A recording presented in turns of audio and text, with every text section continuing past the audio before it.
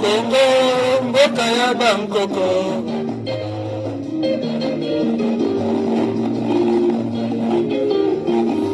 Kongo mboka ya Banda yoni bokondo yango.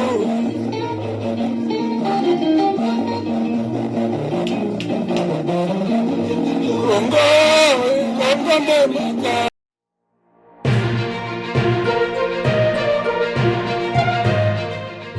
Nongeye kubasuhuza mbifuriza ibihe byiza mwese abahisemo gukurikira Izuba News TV. Turi hano ngo tubaramize inkongoro ipfutse y'amakuru. Uru rukaba urubuga rukugezaho amakuru yose u Rwanda ruherereyemo. Ngiye kuyakugezaho ndi Claude Hategekimana wiyemeje kubabwira ibyo mukwiriye kuba mwumva.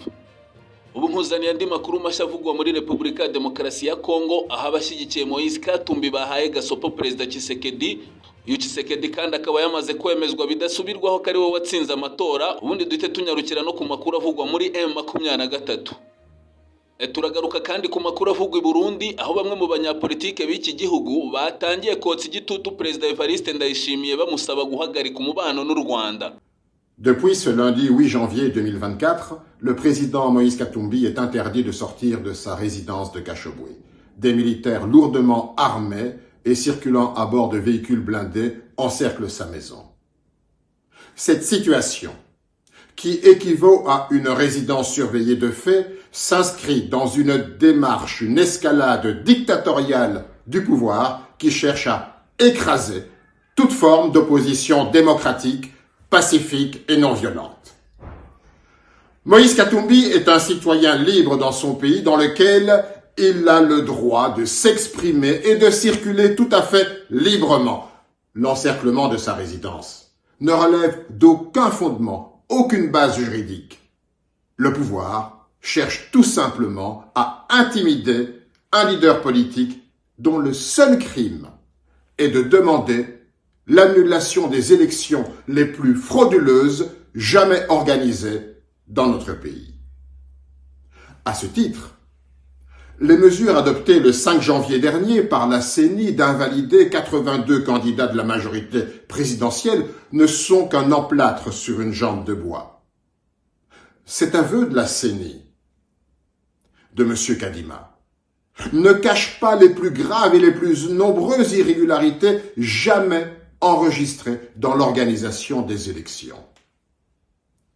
L'entêtement du pouvoir a pressé la Cour constitutionnelle à proclamer des résultats frauduleux ne résoudra jamais le lancinant problème de légitimité derrière laquelle court le régime.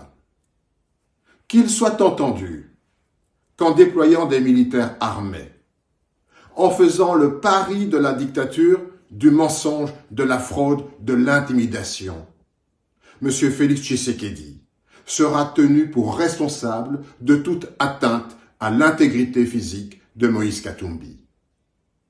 On n'encercle pas la vérité par des armes, par la foi. Uwo mugabo mwumva usa n'umumetisi ni Olivier Kamitatu, umwe mu banyapolitike bo muri Repubulika ya Demokarasi ya Kongo bashyigikiye bikomeye Moïse Katumbi, akaba yaranigeze kubaho ministre w'igenamigambi muri iki gihugu. Wari mutabariza Moïse Katumbi avuga ko guhera tariki ya 8 Mutarama 2024 yari afungiwe iwe mu rugo ruherereye mu gace ka Shabwe mu mujyi wa Lubumbashi, ndetse ntanahabwe uburyo bwo kwidegembya. Kuba tumva igifaransa, Olivier Kamitata akaba yongeyeho ko abasirikare n'abapolisi bitwaje intwaro zikomeye zirimo za burende bagose urugo rwa Moïse Katumbi. Olivier Kamitata akaba yakomeje avuga ko ari uburyo buri gukoreshwa n'ubutegetsi buriho muri Repubulika ya Demokarasi ya Kongo mu rwego rwo guca intege no gusenya opposition cyo kimwe n'amahame agenga demokarasi. Olivier Kamitatu kandi avuga ko Moïse Katumbi ari umunyekongo ugomba kubaho mu bwisanzure, kuvuga icyo ashaka no gutembera aho ashaka hose muri Kongo nta kumubangamira, ndetse ko ibyo guverinoma iri kumukorera bishingiye ku iterabwoba. Yakomeje avuga ko amatora yo muri Repubulika ya Demokarasi ya Kongo yaranzwe n'uburiganya buteye ubwoba ku buryo butigeze bubaho muri iki gihugu, ndetse ko ibyemezo byafashwe na komisiyo y'amatora byose byuzuyemo kubogama. Olivier Kamitata akaba yakomeje avuga ko Perezida Tshisekedi ari ugomba kuryozwa ikintu icyo ari cyo cyose cyahungabanya ubuzima bwa Moïse Katumbi, arangiza avuga ko udashobora gutsinda ukuri witwaje intwaro, uburiganya n'ikinyoma. Dukomereze ku mutwe wa M23 aho ubu rugeretse hagati y'uyu mutwe wamaze kwihuza na Alliance Fleuve Congo na Radio Okapi ikorera mu mujyi wa Goma, ikaba inaterwa inkunga n'ubutumwa bw'umuryango w'abibumbye bushinzwe kubungabunga amahoro n'umutekano muri Congo buzwi nka MONUSCO. Radio Okapi iheruka gutangaza ko abaturage batuye mu duce ya 23 igenzura muri teritwari za Masisi, Rucuru na Nyiragongo babayeho nabi cyane. Iyi radio yongeraho ko abaturage babuzwa no gusarura imyaka bahinze kandi ko hari n'abahohoterwa cyangwa bakagirirwa nabi. Nyuma y'ibyatangajwe n'iyi Radio Okapi yibasira cyane M23, uyu mutwe nawo wahise utanga igisubizo gikakaye. Ni igisubizo gikubiye mu itangazo M23 yasohoye ku munsi w'ejo. M23 ikavuga ko ibyatangajwe n'iyi Radio Okapi byakozwe n'intera hamwe bafatanyije na Wazalendo, iyi mitwe yose kandi ngo ikabiterwa inkunga na leta ya Kongo. Muri iri tangazo M23 ivuga ko abatuye mu duce twose igenzura babayeho mu buryo butandukanye n'ibyatangajwe na Radio Okapi, ngo kuko aho igenzura abaturage babayeho mu ituze ndetse ngo muri utu duce hasubukuwe ibikorwa byose. M23 kandi yabaye nk'ishongora kuri Radio Okapi igereranya nka Radio RTLM ndetse inagaragaza ko bamwe mu barwanyi bo mu mitwe itandukanye yibumbiye mu cyiswe Wazalendo bamaze kuyiyungaho kandi ngo n'abandi baracyaza, bose hamwe ngo bakaba bari kwisunga Alliance Fleuve Congo ihuriro M23 yamaze kugeramo, ndetse ngo M23 ikaba ikomeje gushishikariza abandi barwanyi bo mu mutwe wa Wazalendo gutera ikirenge mu cyabagenzi babo nabo bakiyunga kuri Alliance Fleuve Congo. Muri iri tangazo kandi M23 yakomeje ivuga ko ibyayivuzweho bitangajwe na Radio Okapi bigamije gushyigikira ubutegetsi bwa Kinshasa. Uyu mutwe ukavuga ko ubu butegetsi butemewe n'amategeko. Umutwe wa 23 kandi wanashinje Radio Okapi kubogama ngo kuko kenshi wakunze gusaba ubuyobozi bw'iyi radio kuwuha ijambo kugira ngo nawe utange ibisobanuro ku bivugwaho, ariko ngo ubuyobozi bw'iyi radio bugakomeza gutsemba, ahubwo ngo igatangaza ibyihawe na Kinshasa, ndetse ko n'iby'iyi radio iheruka gutangaza byuzuyemo ibinyoma byagushije amakosa abasomyi bayikurikirana mu gahe gato. Ni igisubizo M23 yahaye Radio Okapi nyuma y'ikiganiro yagiranye n'uwitwa Pasteur Jean-Claude Mbabazi ari nawe watanze ubwo buhamya. M23 igashinja uyu mupasteur uvuga ko ari umunyarucuru kuba igikoresho cy'icengeza amatwara rya guverinoma ya Kongo n'umutwe wa FDLR. Tukiri ku nkuru ya M23 nuko ihuriro Alliance Fleuve Congo rikomeje gukora ubukangurambaga mu banyekongo batandukanye, yaba bo mu mitwe yitwara gisirikare n'abanyapolitike n'abandi. Kuri ubu Alliance Fleuve Congo ikaba yongeye guhamagarira urubyiruko rw'abanyekongo kuyishyigikira kugira ngo bakureho ubutegetsi bwa Perezida Tshisekedi wamaze gusimangirwa ko ari we watorewe kuyobora Repubulika ya Demokarasi ya Kongo muri manda ya kabiri igomba kumara indi myaka 5. Turakomeza gushishikariza abasore n'inkumi bacu kwinjira muri Alliance Fleuve Congo kugira ngo dushobore gufatanyiriza hamwe no kuvana igihugu cyacu muri guverinoma idashoboye irangwa n'itsemba bwoko na ruswa. Tukiri muri Repubulika ya Demokarasi ya Kongo nuko ubu bidasubirwaho Perezida Tshisekedi yamaze kwemezwa ko ari we watsinze amatora. Ibi byemejwe n'urukiko rurengera itegeko nshinga ku mugoroba w'ejo tariki ya 9 Mutarama 2024. Ni nyuma yaho komisiyo y'amatora Seni kuwa 31 Ukuboza 2023 nayo yari yatangaje ko Tshisekedi ari we watsinze amatora ku majwi 73.47%, ariko biza kubanza gusaba ko bigomba kwemezwa n'urukiko rurengera itegeko nshinga bitewe n'uko hari bamwe mu bakandida bari bajyanye ikirego muri uru rukiko bavuga ko habayeho kwibwa amajwi, gusa ibi birego bikaba byamaze guteshwa agaciro. Ibi urukiko rurengera itegeko nshinga rwo muri Repubulika ya Demokarasi ya Kongo rwabitangaje mu gihe abatavuga rumwe n'ubutegetsi bakomeje kugaragaza ko ibyavuye mu matora bigomba kuba imfabusa hakongera kuba amatora bundi bushya. Nyuma yaho rero urukiko ruri itegeko nshinga muri Kongo rwemeje bidasubirwaho Felix Tshisekedi ko ari we watsinze amatora. Dr Denis Mukwege we yacyuriye abanyekongo ababwira ko birangayeho mu matora bagahitamo nabi. Dr Denis Mukwege ari mu bagaragaje ko amatora atagenze neza, nawe akavuga ko yabayemo uburiganya, ariko we ntiyahisemo gukoresha inzira yo guteza imidugararo mu gihugu nk'uko birimo gukorwa n'abandi barimo Moise Katumbi cyo kimwe na Martin Fayulu.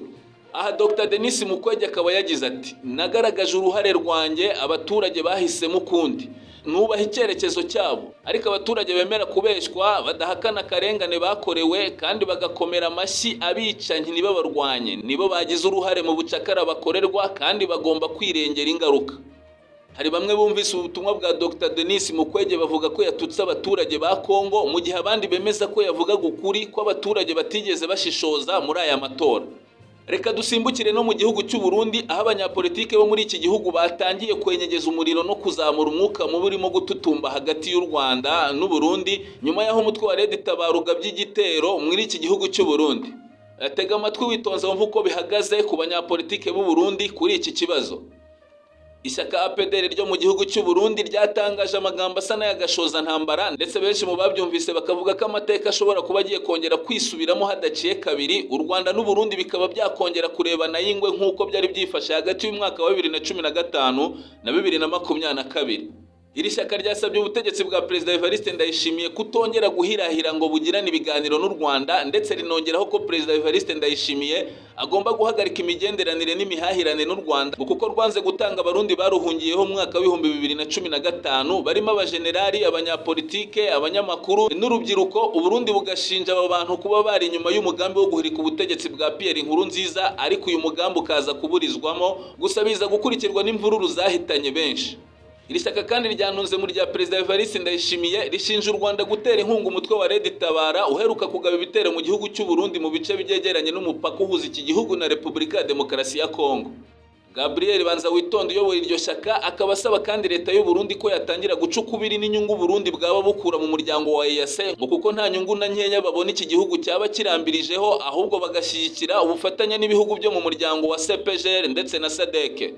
Mu kiganiro yagiranye n'itangazamakuru mu cyumweru gishize, Gabriel Banzawitonde akaba yarasabye leta y'u Burundi gukurikiranira hafi urujya n'uruza rw'abava mu Rwanda, harimo n'amashyirahamwe mpuzamahanga, mu gihe iki gihugu kirimo kwitegura kwinjira mu bihe by'amatora. Ibi umuyobozi wa APDR yabitangaje nyuma y'aho umukuru w'igihugu cy'u Burundi Evariste Ndayishimiye atangarije ko igihugu cy'u Rwanda aricyo gicumbikiye umutwe urwanya leta y'u Burundi Red Tabara, umutwe uheruka kugaba ibitero muri zone ya Gatumba mu mpera z'umwaka wa 2023 maze gigahitana ubuzima bw'abantu bagera kuri 20, bikavuga ko harimo n'abapolisi ndetse n'abasirikare. Ni ibintu bitavuzweho rumwe n'abanyapolitike batandukanye, ndetse u Rwanda narwo rukaba rwarahise rwitandukanya n'amagambo ya Perezida Evariste Ndayishimiye, rutangaza ko ntaho ruhuriye n'uyu mutwe wa Red Tabara. Mu itangazo ry'uyu mutwe w'inyeshyamba za Red Tabara risubiza Perezida Evariste Ndayishimiye wasobanuye ko itigeze ifashwa na leta y'u Rwanda. Uyu mutwe watangaje ko wibutsa abarundi n'amahanga ko nta gihugu gifasha Red Tabara, ahubwo ko bafashwa n'abarundi bonyine, ngo kuko ari ijwi ryabo mu byo basaba ubutegetsi bwa CNDD-FDD. Mwakoze gusoma ku nkongoro ifutse nari mbazaniye, nitwa Claude Hategekimana, twongere mu makuru yacu ataha.